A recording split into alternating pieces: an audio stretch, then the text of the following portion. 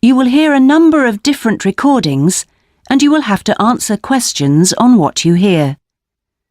There will be time for you to read the instructions and questions, and you will have a chance to check your work. All the recordings will be played once only. The test is in 4 sections. At the end of the test, you will be given 10 minutes to transfer your answers to an answer sheet. Now turn to Section 1.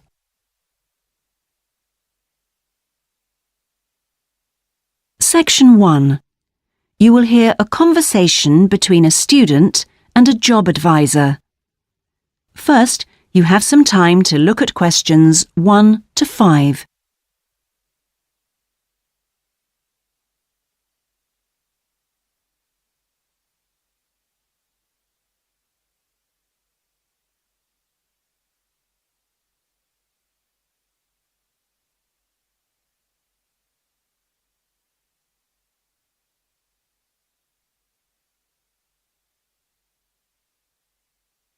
You will see that there is an example that has been done for you.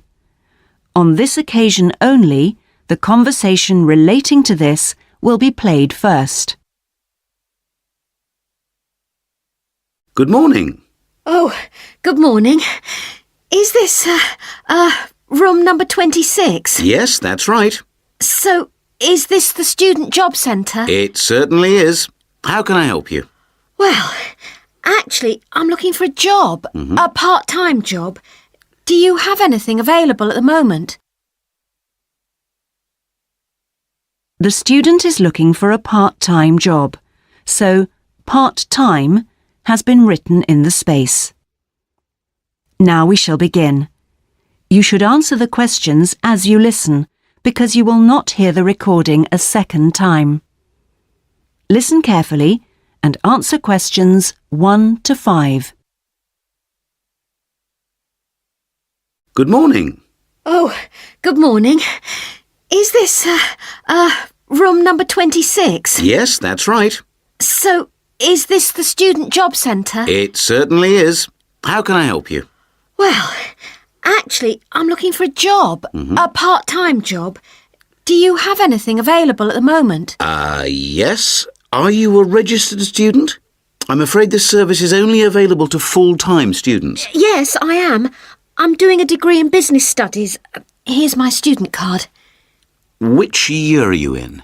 Well, I've been at uni for 4 years, but I'm in the 3rd year because I took last year off. Right. Well, let's just have a look at what positions are available at the moment. There's a job working at the reception desk at the sports centre for 3 evenings a week. That's Wednesdays, Thursdays and Fridays. Oh, that sounds like fun, but unfortunately I have evening lectures, so that's not possible, I'm afraid. Is there anything during the day? OK, that's no good then. What about cleaning? There's a position for a cleaner at the childcare centre. Right. But you'd need to be there at 6 a.m. Does that appeal? 6 o'clock in the morning? Ooh, that's far too early for me, I'm afraid. I'd never make it that early in the morning. Well, there was a position going in the computer lab for 3 days a week that might be OK. Here it is. No, it's in the library, not the lab. Clerical assistant required. I think it mostly involves putting the books back on the shelves. Oh, no, hang on. It's for Wednesday and Friday evenings again. No, I can't manage that because of the lectures. OK, I'm getting the idea. Look, I'll just get a few details from you anyway, and then we can check through the list and see what comes up. Before you hear the rest of the conversation, you have some time to look at questions 6 to 10.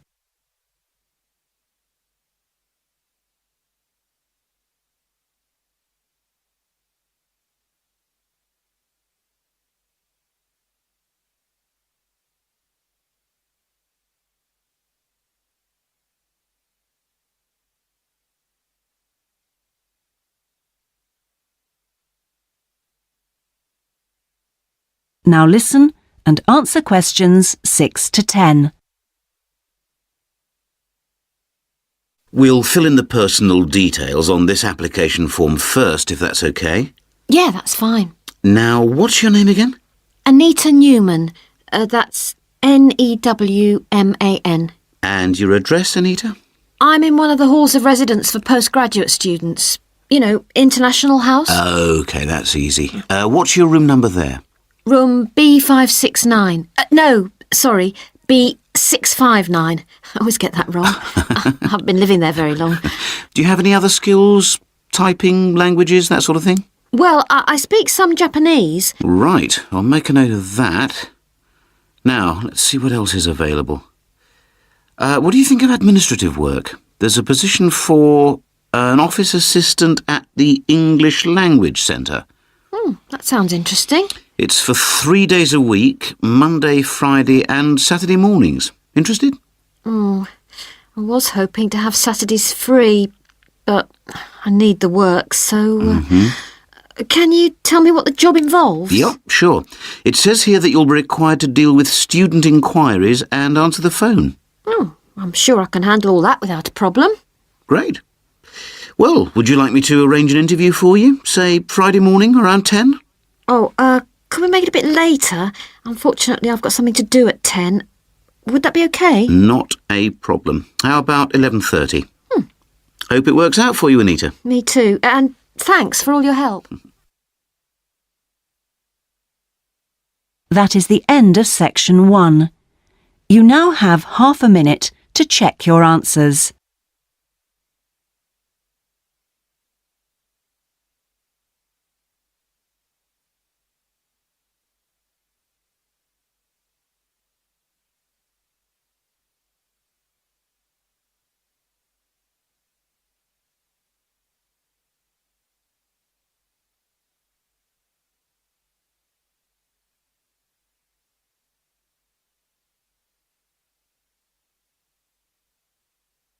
Now turn to section 2.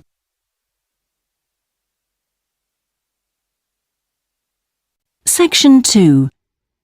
You will hear a talk given by a group offering a walking holiday to raise money for charity. First, you have some time to look at questions 11 to 16.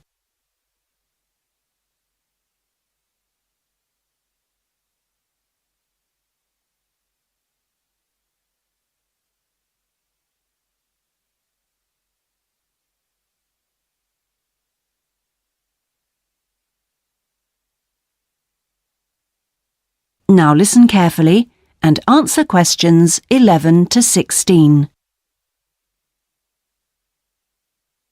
Good morning. I'm very pleased to have been invited along to your club to talk about our charity-sponsored walking holiday for education aid. I'll start by giving you a brief overview of what it entails. First of all, let me explain what we mean by sponsored here. This is where people promise to donate money to the charity if you achieve your goal. In this case, to walk a certain number of miles.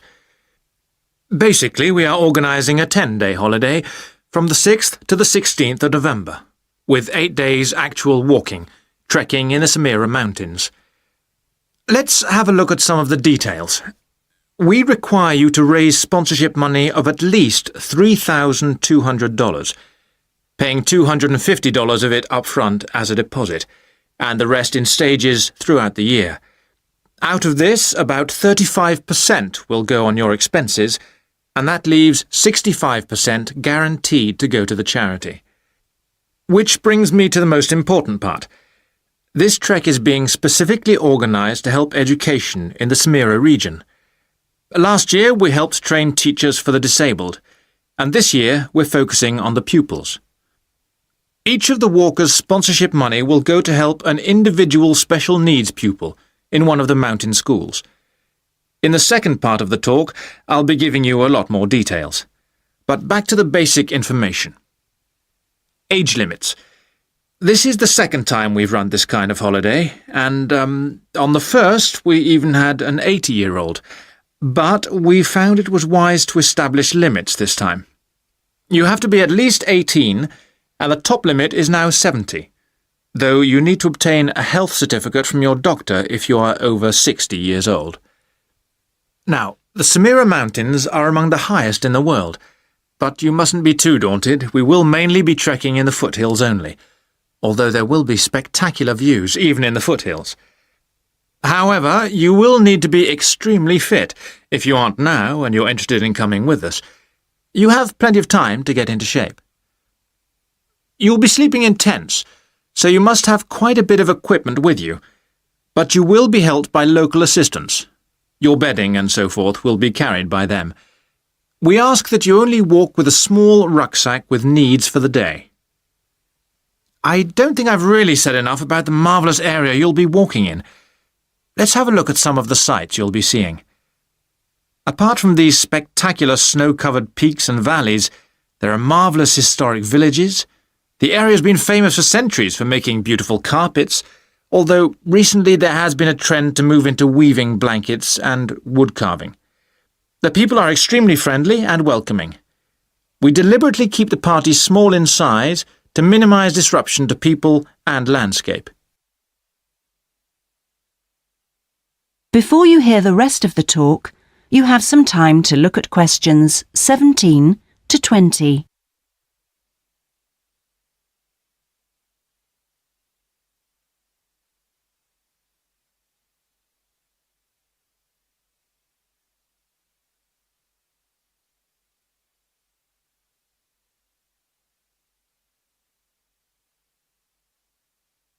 Now listen and answer questions 17 to 20.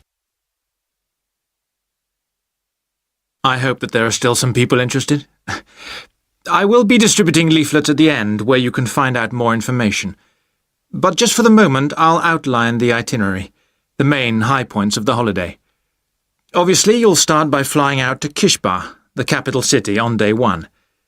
After a couple of days to acclimatise yourself, you'll start the trek on day 3, walking through the enormous Katiba forest, which will take the whole of the day. Day 4 takes us higher up, going through the foothills past a number of villages and visiting a school for the disabled in Sohan. Then you have a rest day, that's day 5, before going to the spectacular Kumi Temple, with 12th century carvings, set in a small forest by a lake, and that's day 6, the highlight for many. We stay near there for day 7, because then comes the hardest day, walking through very mountainous country, but culminating in a swim in the Pate Falls. This is the highest waterfall in the region. Day 9 is much easier, with part of the day spent in a village where they make some of the gorgeous red blankets. Then back down to Kishba and the journey home. So, you can see it's a pretty packed timetable. That is the end of section 2. You now have half a minute to check your answers.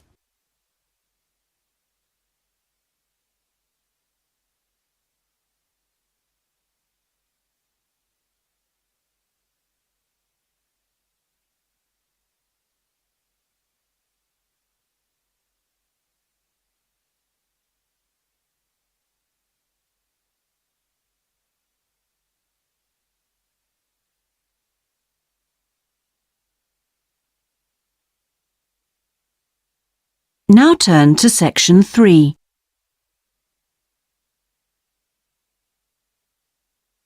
Section 3. You will hear part of a seminar on ocean research given by a climate scientist. First, you have some time to look at questions 21 to 25.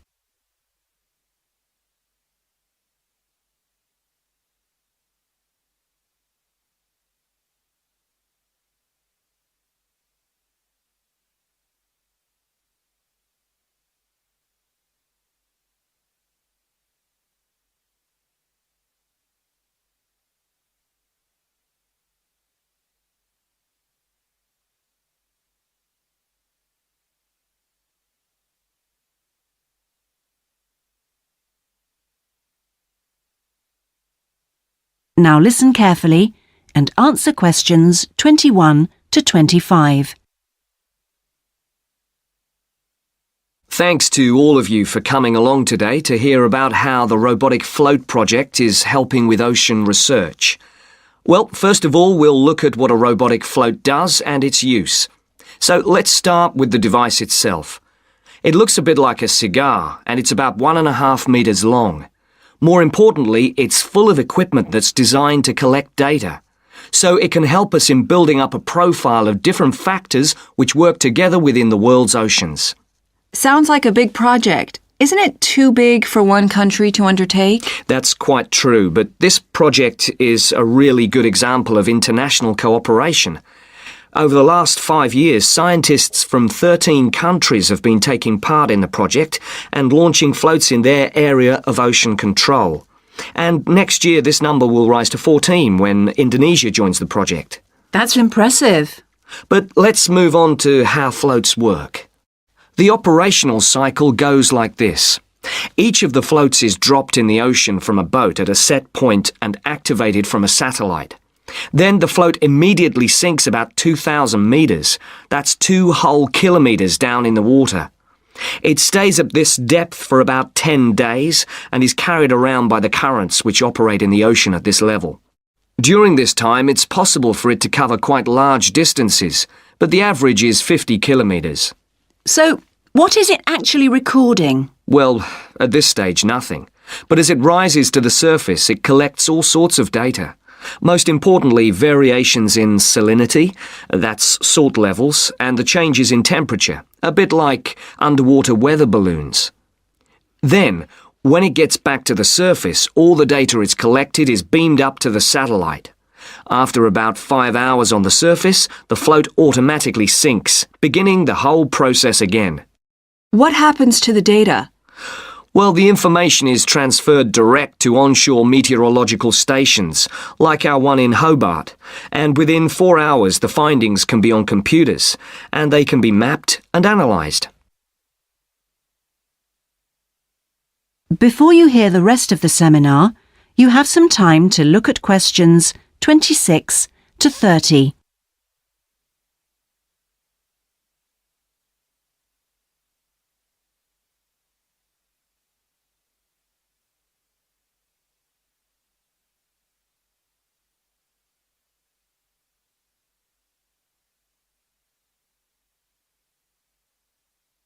Now listen and answer questions 26 to 30. You say you're building models of the world's ocean systems, but how are they going to be used? And more importantly, when?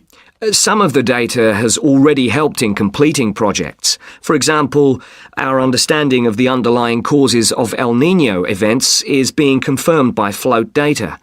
Another way we're using float data is to help us to understand the mechanics of climate change, like global warming and ozone depletion. That's part of an ongoing variability study, but the results are still a long way off. However, this is not the case with our ocean weather forecasting. Because we know from the floats what the prevailing weather conditions will be in certain parts of the ocean, we can advise the Navy on search and rescue missions. That's happening right now, and many yachtsmen owe their lives to the success of this project.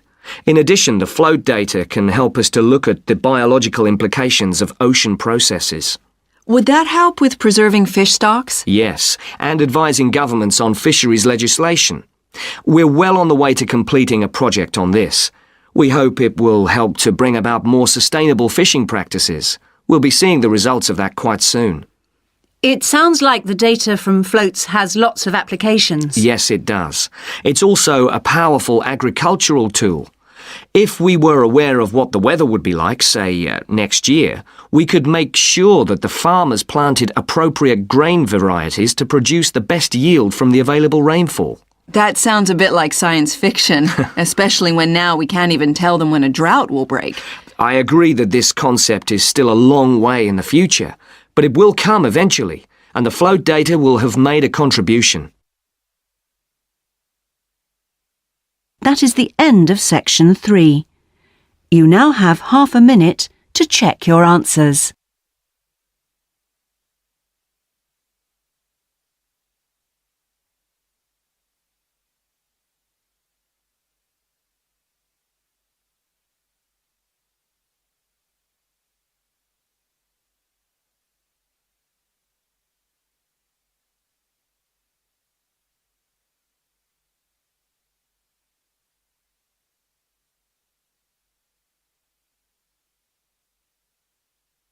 Now turn to Section 4.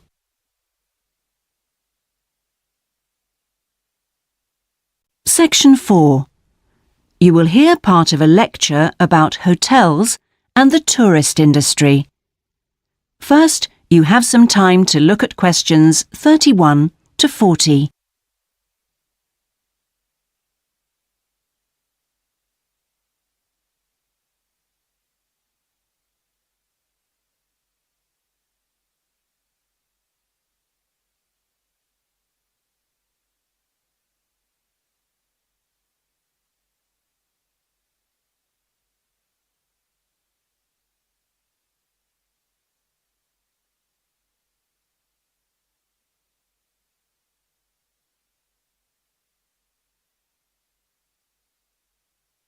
Now listen carefully and answer questions 31 to 40. Good morning, everyone. Today's lecture forms part of the Hospitality and Tourism module. Last week, I looked at the economy end of the hotel business. This week, I'm going to discuss the luxury end of the market. Let's consider the following scenario. You wake up in the middle of the night in a strange hotel miles away from home, disoriented most probably from jet lag, when even the most expensive surroundings can seem empty and dispiriting. You have paid a great deal of money to stay in this first-class hotel with its contemporary technology, but according to recent research carried out by an international travel and public relations company, all is not well. The research suggests that even the most opulent, luxurious hotels seem to have underestimated the most basic needs of their customers, be they traveling for work or pleasure. The need to feel at home in surroundings which are both familiar and inviting. Do these findings, however, apply only to hotels situated in particular areas? Is it possible that the external environment can affect a guest's well-being? The company's research covered a whole range of different hotel types, both independent hotels and those which are part of large chains. They investigated chic so-called boutique hotels in the heart of downtown business districts, stately mansions located in the depths of beautiful countryside, and plush hotels built at the edge of tropical beaches, surrounded by palm trees and idyllic blue ocean. And the research concluded that what was outside the hotel building simply didn't matter. This is a fascinating revelation, and those of you hoping to move into careers in the travel and leisure industry would be well advised to look at the findings in more detail. But back to the main point of this lecture, the need to feel at home. What can the hotel industry do about it? And is the very idea so subjective that it's impossible to do anything about it on a global basis?